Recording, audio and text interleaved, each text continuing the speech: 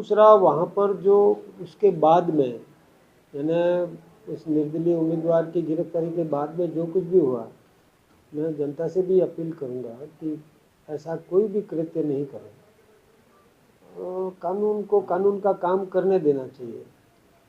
जो कुछ भी हुआ बहुत दुखद है, दुर्भाग्यपूर्ण। देखिए, प्रशासनिक अधिकारियों की तो जब तक मुझे पूरी जानकारी नहीं, हम ले रहे हैं, पूरी समीक्षा करवा रहे हैं। अपने स्तर पर भी और मुख्यमंत्री जी के स्तर पर भी पूरी सूचनाएं प्राप्त की जा रही है। जहाँ तक मैं कोई क्लीन चिट तो नहीं देता, लेकिन मैं सोचता हूँ कि काफ़ी हद तक उसको शांत करने में, संभालने में तत्परता तो बढ़ती है, लेकिन मॉब कलेक्शन जो हो जाता है, मॉब को कंट्रोल कर पाना थोड़ा कठिन होता है। मॉब को एकत्रित ही नहीं होने देना चाहिए था। बस ये है विशेष बात कि मॉब इकट्ठा नहीं हो, मॉब कंट्रोल में नहीं रहता।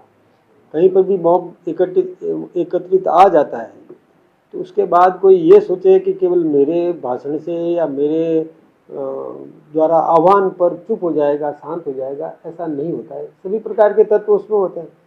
कुछ तथ्य ऐसे भी होते हैं कि जो केवल वातावरण को खराब करने के लिए भी होते हैं। इसलिए वो सरकार पर यदि फेलियर कहे, अब विपक्ष है, विपक्ष के वो वरिष्ठ नेता भी हैं, अब वो कुछ भी कह सकते हैं, लेकिन सरकार ने तत्परता दिखाई है, अपना काम किया है। और मैंने कभी भी गहलोत साहब को गलत नहीं कहा या उन पर कोई किसी भी प्रकार, हाँ ये ज़रूर है, मैंने आज एक अखबार में पढ़ा था कि गहलोत साहब कह रहे थे कि वो नरेश मीणा हमारा सदस्य था।